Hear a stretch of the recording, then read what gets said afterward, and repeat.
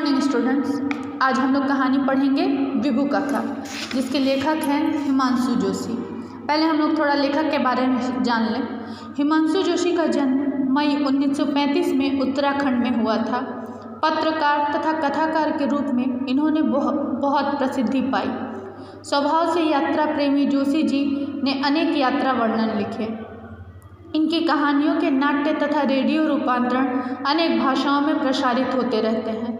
यथार्थ और आदर्श का मिश्रण, सजीव चित्रण, सरल भाषा और छोटे छोटे वाक्य इनकी शैली की विशेषताएं हैं। अनेक सम्मानों और पुरस्कारों से सम्मानित जोशी जी की कुछ लोकप्रिय कृतियां हैं। सूरज चमके आधी रात, कगार की याद, अरण्य, अगला, यथार्थ। ठीक है, तो यहाँ हम लोगों ने लेखक के बारे में थोड़ा पढ़ा। अब हम लोग कहानी की शुरुआत करते हैं। इसका नाम है विभू काका। विभू काका ने विदेश में शिक्षा प्राप्त की। उस ज्ञान से उन्होंने अपने देश के गांवों की दशा सुधारी और उन्हें खुशहाल बनाया। इस प्रकार अपनी मातृभूमि का ऋण चुकाया।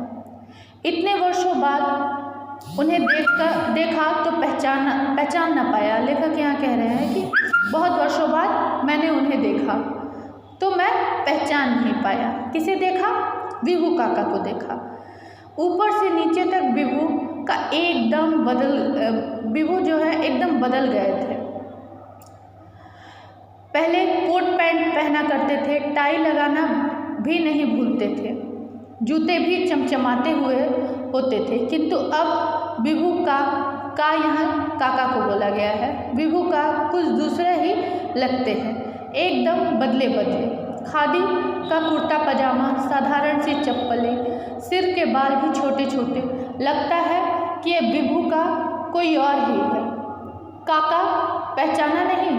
मैंने कहा ही था कि काका लिपट पड़े। अरे विज्जू, तुझे नहीं पहचानूंगा आज अभी, मैंने हंसते हुए कहा।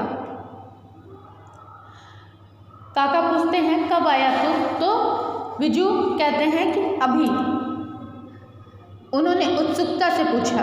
मैंने सामने रखे झोले की ओर इशारा किया तो वे चौंक पड़े। बिस्तर कुछ नहीं? आश्चर्य से उन्होंने पूछा। मैं हंस पड़ा। इतनी लंबी यात्रा में बिस्तर कहाँ कहाँ उठाता फिरता, इसी से काम चला लेता हूँ। सामने एक झोला रखा था तो झोले की तरफ इशारा किया और वे चौंक पड़े। पूछा बिस्तर है? तो वो हंसकर बताते हैं, विजू जो है वो हंसकर बताते हैं कि यहाँ बिस्तर नहीं है, इसी से काम चला लेता हूँ। काका के मुख पर प्रसन्नता झलकी और वे मेरी पीठ थपथपाने लगे। शाबाश बेटा, ये हुई ना बात। विभू का मेरा सामान भीतर रखवाकर कहीं बाहर जाने लगे। घर के लोगों को जाते जाते यह हिदायत देना नहीं भूले कि विजय का ध्यान रखना। हिदायत यानी कि निर्देश। सचमुच मुझे कोई कष्ट अनुभव नहीं हुआ। मैं आश्चर्य से काका का यह अनोखा संसार देख रहा था। मैंने देखा दो ट्रैक्टर चल रहे थे। घर के पास ही पशुओं के बाड़े में दो गायें बैठी जुगाली कर रही थीं। जुगाली क्या होता है? पशु जब अपना खाना चबाते हैं ना, वो बहुत देर तक चबाते हैं, और चबाने की प्रक्रिया को जुगाली कहते हैं। सामने हरी भरी सब्जियों के बगीचे थे। दूर लहलहाते खेतों के उस पार बहुत बड़ा फलों का बगीचा था। काका का यह नंदनवन मुझे बड़ा लुभावना लगा। सारे लोग अपने अपने काम में जुटे थे। दोपहर तक विभू का नहीं लौटे तो मुझे बहुत आश्चर्य हुआ। एक कर्मचारी से पता चला आज मंगलवार है ना। एक कर्मचारी से पूछने पर उन्हें पता चलता है कि आज मंगलवार है, इसलिए काका दूसरे गांव गए हैं। दूसरे गांव जाकर वे घर घर जाकर रोगियों का हालचाल पूछते हैं, इसीलिए घर लौटने में वक्त लग जाता है। विभू का ने अमेरिका में कृषि विज्ञान की पढ़ाई की थी। उसके बाद भारत लौटकर दिल्ली के पूसा कृषि अनुसंधान संस्थान में वर्षों तक काम करते रहे। पूसा कृषि अनुसंधान संस्थान क्या होता है? खेतीबाड़ी से संबंधित भारतीय सरकार द्वारा राजधानी दिल्ली में स्थापित ये एक बहुत बड़ी संस्था है। ठीक है, देश में पैदावार कैसे बढ़े, लोग गरीबी भुखमरी से कैसे मुक्त हों, इस पर वे अक्सर बात करते थे। उन्होंने धान और गेहूं की ऐसी नई किस्म तैयार की थी जो कम वर्षा वाले क्षेत्र में आसानी से उगाई जा सकती थी। मक्का पर भी उनकी खोज कम महत्वपूर्ण नहीं थी। एक एक भुट्टे की जगह उन्होंने 6-6, 7-7 भुट्टे उगाए थे। इन खोजों के लिए सरकार की ओर से उन्हें कई पुरस्कार प्राप्त हुए। अक्सर वे यूरोप, अमेरिका की यात्रा पर निकल जाते थे। वहाँ बड़े बड़े भाषण दिया करते थे। सफलता उनके कदम चूमती थी। विदेश में बसने के लिए उन्हें वहाँ की सरकारों ने बड़े बड़े प्रलोभन भी दिए थे, किंतु काका को तो अपना देश ही प्यारा था। अपने ही देश के किसानों की सेवा करने की उन्होंने ठान ली थी। काका अब पूरी तरह बदल चुके थे, एकदम किसान बन गए थे। यहाँ कैसा लगता है आपको? न सिनेमा हॉल है, न बड़े बड़े होटल क्लब। आपको पढ़ने के लिए पुस्तक भी यहाँ नहीं मिल पाती होगी। मैंने जिज्ञासा से पूछा तो बीहू काका हंस पड़े। अरे पगला, ये जो चारों ओर का दृश्य देख रहे हो ना, सिनेमा हॉल क्या इससे अधिक आकर्षक होता है?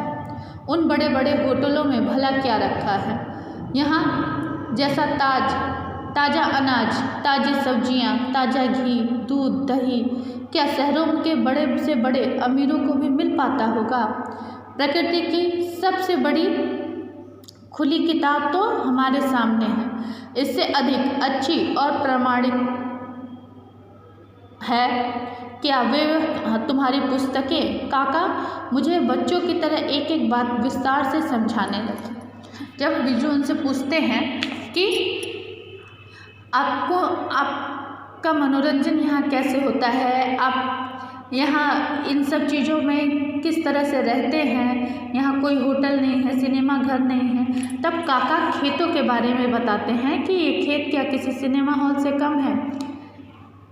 यहाँ जो ताज़ा अनाज है, ताज़ी सब्जियाँ, ताज़ा घी, दूध, दही, ये सब क्या कभी बड़े बड़े अमीरों को भी मिल पाता होगा? ये सब किसी होटलों में मिल पाता होगा? ये सारी चीज़ें बताते हैं कि काका यहाँ पर कितना खुश हैं। शाम को वे मुझे अपनी जीप गाड़ी में बिठाकर आसपास के गांव में घुमाने ले गए। वहाँ का अनोखा दृश्य देखकर मेरी आंखें खुली की खुली रह गई। गांव में सभी घर पक्के थे। सब घरों के आगे गायें बंधी थीं। गांव के बीच एक पाठशाला थी। सब बच्चे साफ सुथरा कपड़ा पहने हुए थे। लोग स्वस्थ तथा हष्ट-पुष्ट थे। मैंने पूरे भारत का भ्रमण किया था, पर ऐसा गांव मैंने कहीं नहीं देखा था। गांव के लोगों ने बताया कि यह क्षेत्र पहले सबसे पिछड़ा हुआ था, पर जब से काका ने यहाँ अपना फार्म बनाया है, तब से इस सारे इलाके की काया पलट हो गई है। काका ने खुद घर घर जाकर समझाया कि खेती कैसे करें जिससे अन्न की पैदावार बढ़े। वे सबको बताते हैं स्वच्छ रहने से क्या क्या लाभ है, आए दिन की बीमारियों से छुटकारा कैसे मिल सकता है, और बच्चों को पाठशाला क्यों भेजनी चाहिए। देश विदेश में रहकर काका ने खेत के संबंध में जो भी ज्ञान प्राप्त किया, उसका लाभ उन्होंने घर घर, गांव गांव जाकर पहुंचाया। अब काका के प्रयास से पूरा का पूरा क्षेत्र ही आदर्श हो गया है। आदर्श यानी कि जिससे प्रेरणा मिलती है। विभू का आदमी नहीं देवता है, गांव गांव के, घर घर के लोग अक्सर दोहराते रहते। जब मैं उनके गांव से लौटने लगा तो काका स्वयं मुझे दूर तक छोड़ने आए। बोले, तुम लोग भी यहीं क्यों नहीं आ जाते? अपने लिए तो सब जीते हैं, पर दूसरों के लिए जीने का सुख कुछ और ही होता है। काका के चेहरे पर स्नेह ही नहीं, एक अनोखी चमक भी दिखाई दे रही। मुझे लग रहा था कि काका आदमी नहीं देवता है। जो व्यक्ति दूसरों के लिए जीता है वह आदमी के रूप में देवता होता है। सभी अपने सुख सुविधाओं के बारे में सोचते हैं, लेकिन जो व्यक्ति दूसरों के विषय में सोचता है, दूसरों के सुख सुविधा के बारे में, वह देवता के समान होता है। इस कहानी में हम लोग पढ़ रहे हैं कि किस तरह से विभू काका जो है वह विदेश में पढ़ाई पढ़कर आते हैं, कृषि के विषय में, खेती बाड़ी के विषय, और आकर कैसे एक गांव में परिवर्तन करते हैं और लोगों को सारी सुख सुविधाएं उपलब्ध कराते हैं, लोगों को पढ़ाई का महत्व समझाते हैं। कैसे साफ सुथरा रहना चाहिए वो बताते हैं और लोग इनकी कही हुई बातों को मानते भी हैं। तो आज हम लोगों ने एक कहानी पढ़ी। यहाँ जो रंगीन शब्द दिए हुए इसके शब्दार्थ नीचे लिखे हुए हैं। इस पाठ को आप लोग अच्छे से पढ़िएगा। इस पाठ से हम लोग ऑनलाइन क्लास में श्रुति लेख कराएंगे।